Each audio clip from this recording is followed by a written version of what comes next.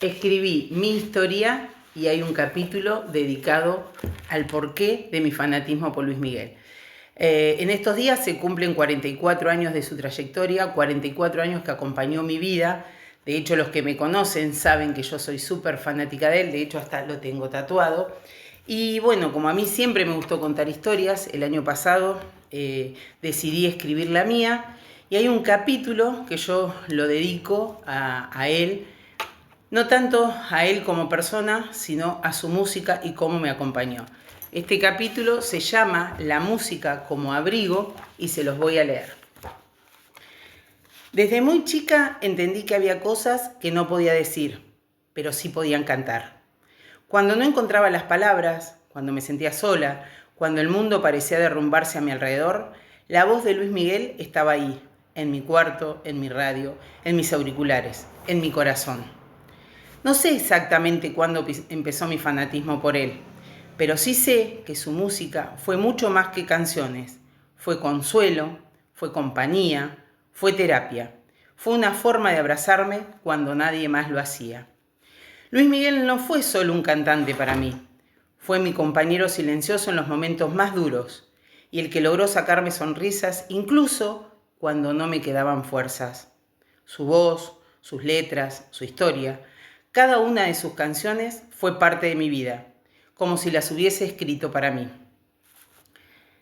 Cuando era pequeña, en casa solo había una radio donde se escuchaba música y noticias todo el día.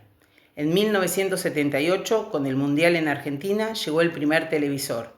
A partir de ahí empezaron a ver algunos programas y fue en los años 80 cuando escuché por primera vez a ese joven que me llamó la atención.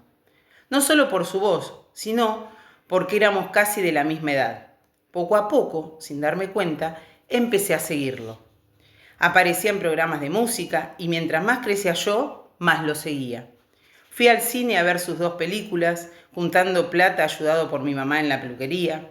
Compraba revistas donde aparecía alguna noticia sobre él. Mientras mis compañeros escuchaban rock nacional, yo insistía con Luis Miguel. Y para cuando su fama explotó, yo ya era su fanática incondicional. Cuando mi hermano compró un equipo de música con doble casetera, grababa sus canciones desde la radio y las escuchaba una y otra vez. Más adelante me fui comprando sus cassettes a medida que fueron saliendo o me los regalaban en mis cumpleaños. Después llegaron los CD y así armé su colección. Sentía que me hablaba a mí cuando empecé a tener mis primeras decepciones amorosas. De adolescente soñaba con conocerlo, o al menos ir alguna vez a un recital. Cuando el papá de mi hijo se fue y me quedé sola, muchas veces escucharlo me ayudaba a no pensar, a relajarme. Bailaba con mi hijo y con mi hermano, sus canciones más movidas y así nos divertíamos y pasábamos el día. Y las grandes noches de soledad. Recuerdo estar sentada, muy emocionada, viendo sus recitales grabados. Cuando aparecía por fin en pantalla lloraba con una emoción y decía, algún día voy a ir, algún día voy a estar en ese lugar. Era uno de mis grandes sueños. Una vez incluso tenía todo organizado, entrada comprada, viaje a la capital, pero mi hija se enfermó y no pude ir. Después pasaron muchísimos años. Luis Miguel dejó de venir a Argentina. En 2018, con el estreno de su serie, volvió a hablarse muchísimo de él. Todos los domingos era una cita obligada para mí. En la escuela donde yo trabajo al día siguiente, mis alumnos me recibían cantando sus canciones y preguntándome sobre mi ídolo.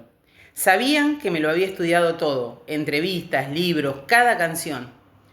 Ver esa serie fue ver a la persona que me acompañó durante 35 años, verlo abrir su corazón. Su historia, llena de desamparo, abandono y dolor, no era igual a la mía, pero en algunos aspectos nos parecíamos. Y llegó por fin la hora de cumplir mi sueño. En 2019 fui por primera vez a ver un recital. Ya más grande y con más posibilidades pude comprar la entrada y viajar con una amiga. No puedo explicar con palabras lo que sentí. Fue una de las mayores alegrías de mi vida. Toda mi familia y mis amistades esperaban acá en mi ciudad ver mi cara cuando él saliera al escenario. Y lloré, claro que lloré, como lo hacía años antes frente al televisor. Después de tantos años, por fin estaba ahí. Y no solo viví ese momento mágico, también pude reencontrarme con uno de mis hermanos que hacía mucho a quien no veía. Esa noche quedó grabada para siempre en mi corazón. Antes del recital, me tatué su nombre en el brazo como símbolo de un sueño cumplido tras una larga espera. Desde entonces fui a 3 recitales más y seguiré yendo cada vez que pueda. Seguiré siendo su fan hasta mi último día, porque su música me abrazó, me acompañó y me salvó. En otro de sus shows compartí un día entero con mi papá, que me esperó afuera, me acompañó y luego viajamos juntos a mi casa, a mi ciudad, donde vino a pasar unos días. Fue una forma en la que, sin pensarlo, su música también me acercó a mi familia. Hoy puedo decir que la música, y en especial la de Luis Miguel, fue parte esencial de mi historia. Un refugio en tiempos de soledad, una luz en medio de mis tormentas. Y como todo lo que realmente importa en la vida, llegó para quedarse. Hay una parte de mi libro que cuando termino cada capítulo hago un epílogo. Habría que conocer mi historia, pero donde vuelvo para atrás y entonces hay una partecita que dice así. Cuando conocí al gran amor de mi vida, al papá de mi hijo, mi habitación estaba empapelada, llena de pósters de Luis Miguel. Además, había armado una figura de cuerpo entero con partes que venían cada semana en la revista Antena. Cada lámina era una parte de su cuerpo y yo, con cartón y paciencia, lo armé como un maniquí que se quedaba en un rincón de mi habitación acompañándome. Tenía todos sus cassettes, sus CD, sus videos y pilas de revistas con fotos y entrevistas que organizaba en carpetas. Por año coleccioné todo lo que salía sobre él. Era parte de mí, de mi adolescencia, de mi refugio. El padre de mi hijo conocía ese fanatismo. Sabía con quién estaba metida, pero cuando vino a vivir conmigo me pidió que sacara todo. Algunas cosas las guardé, otras quedaron en mi habitación hasta que llegó el día del parto de mi hijo.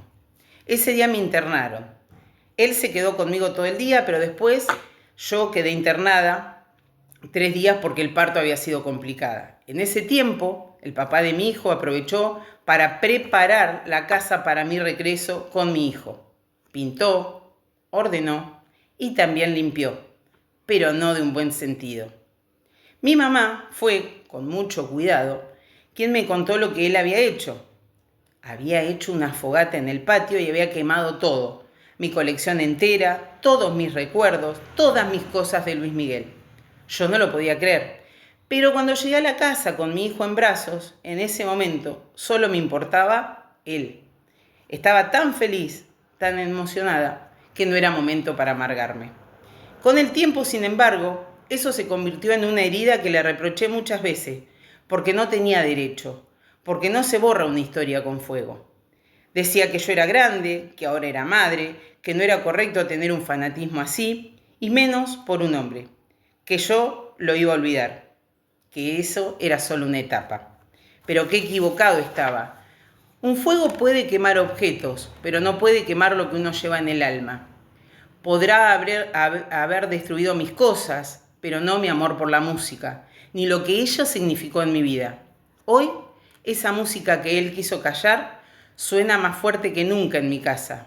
Y mi hijo, ese bebé que tenía en brazos cuando volví a casa, ahora es quien comparte conmigo el gusto por las canciones de mi ídolo. Porque cuando algo te acompaña tanto, no es fanatismo, es identidad.